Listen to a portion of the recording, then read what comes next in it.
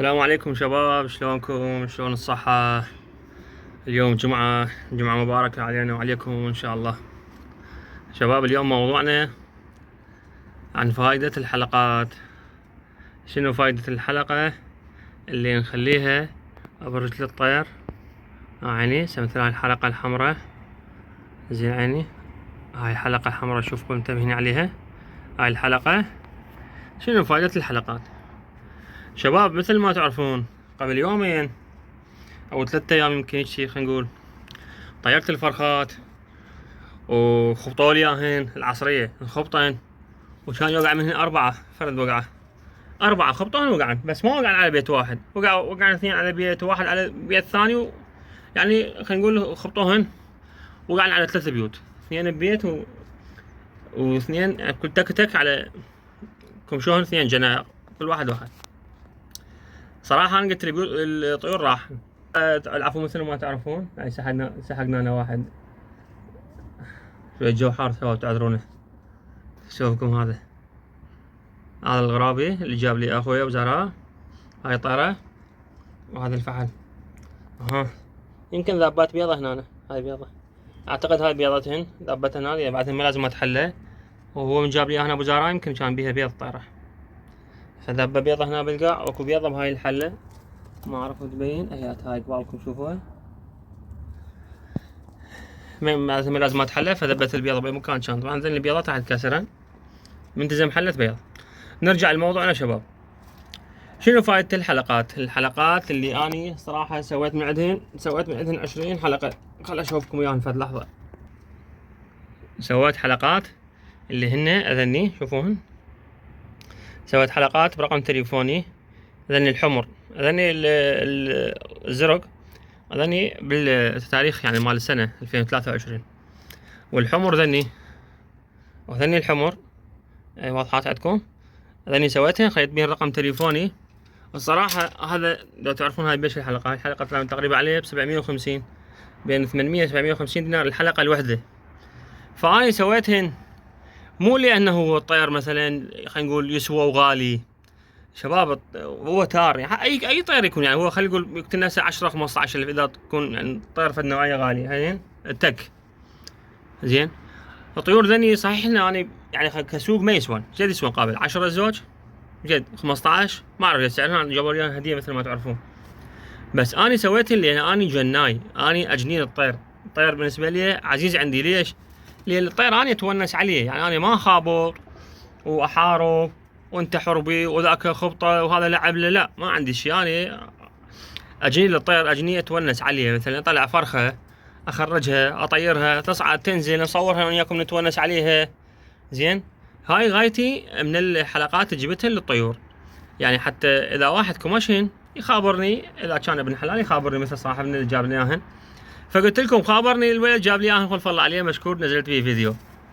والله البارحه لحد البارحه جابوا لي هذا، شوفوا هذا جابوا لي اياه هم من واحد لواحد، قال هذا بحلقه، دق عليه جوارينا، هو مو اللي كامشه ولا جوارينا قبالي عنده رافل، خابرني.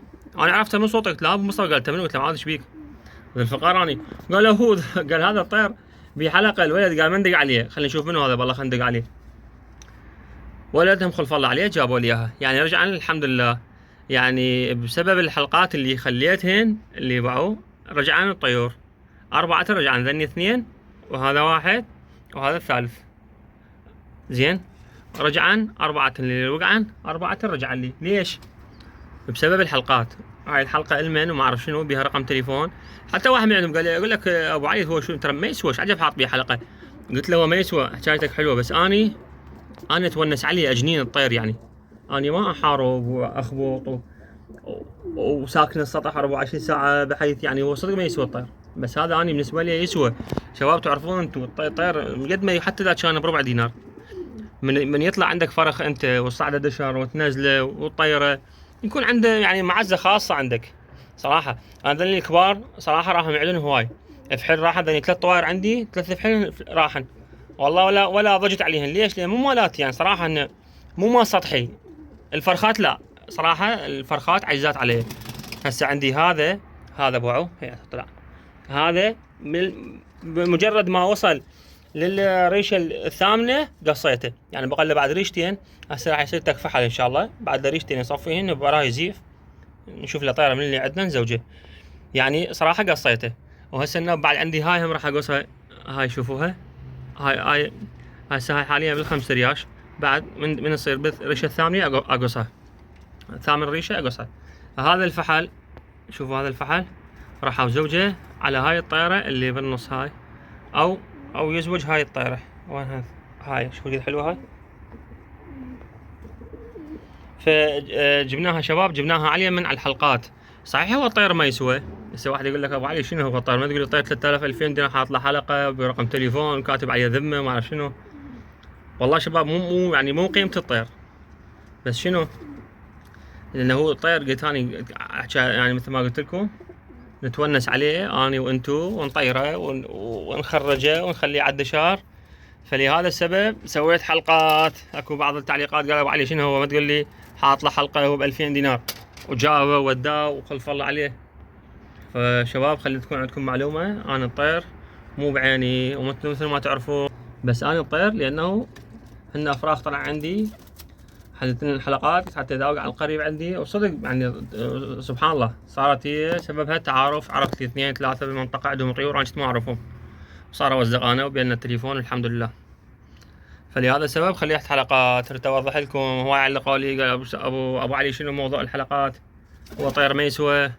واحد كاتب لي احنا عندنا بالموصل واحد ب 2000 دينار واحد ب 1000 دينار ما يسوون. فهذا هو سبب الحلقات. وهاي بيضة مثل ما شوفتكم راح اكسرها. طبعا حتى اذا بيضا الوجبه هاي كلها ما راح اخليها، على الشهر الجاي ان شاء الله بيض يصير عندنا. زين شباب اريد تفاعلكم ويانا، بالمقطع. شباب خلونا لايكات. زين عيني اهم شيء اللايكات. خلوه اي واحد يشوف الفيديو يخلي له لايك، واللي ما مشترك خليه يشترك ويانا حتى تصير قناة شوية قوية وتشوفوها اكثر واكثر يشوفوها. وانتو بعد بكيفكم. اوكي هسه خلينا نطلعهن. اليوم جمعة شوي من وقت جايين، وكان عندنا طبخ ثواب ما بعود الله. الحمد لله رب العالمين وتقبل منا ومنكم. سوينا طبخ اليوم وخلصنا، وعظم الله لكم الأجر. هو هذا الموضوع اللي أسولف لكم فيه هاي الحلقات عنه.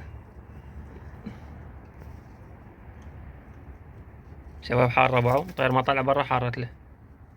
يلا خلينا نطلعهن شوي دشره. صدق شباب تذكرت اللي يسألني الحلقات منين سويتهن وشلون سويتهن. لاني بيج على الفيسبوك صراحة سويتهن عنده 20 قطعة ويا الستان. هذا الستان الاصفر هذا شوفوا حط بيه حلقات كلهن سوى 20,000. زين يعني تطلع الحلقة يمكن 750 هيك شي. واعتقد اذا كميات اكثر يمكن يعني اسعار تختلف. هاي الحلقة مو مثل هاي، هذني رخيصات. هاي 2023 هاي برقم تسلسل و2023 هاي الزرقاء هاي سعرها رخيص. هاي ذني رخاص، بس ذني بيه رقم تليفون ويكتب لك اللي يعجبك انت، خلي رقم تليفون تسلسل هيك. يعني سويت 20 حلقة. صراحة واحدة من عندها من الفراخ اضحككم شوي. انا حاط بيه حلقات واحدة من الافراخ ماتن هي وكانوا صغار، يعني بعدين بالحلة خلينا نقول الحمايات ماتن، واحدة ماتت واحدة. سويت انا جيت بعد ايش ما ادري شلتها ذبيتها للبزون، اغلتها البزون اغلتها وانهزمت بيها. وتذكر قلت يا باخر الحلقه ما طلعتها، راحت الحلقه. واثنين واحده معتها كماشة حربي بها حلقه، واحده انهزمت من عندي ما اعرف علقت بالسماء وراحت. وذني البقيات بين الحلقه.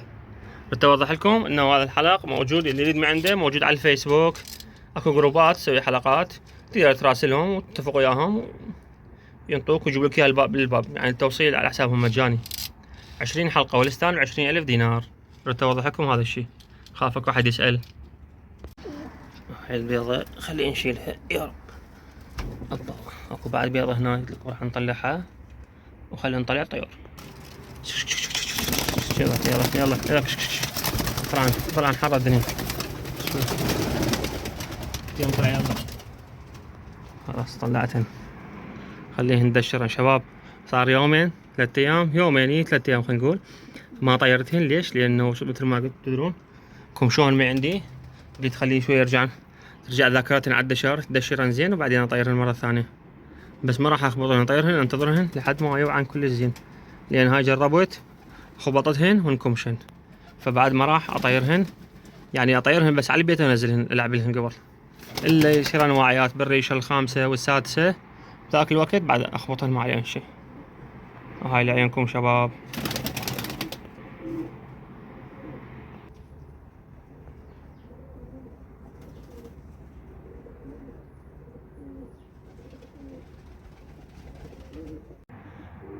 شوفوا شباب طلعتهن، وهذا ايش دا ياكلين؟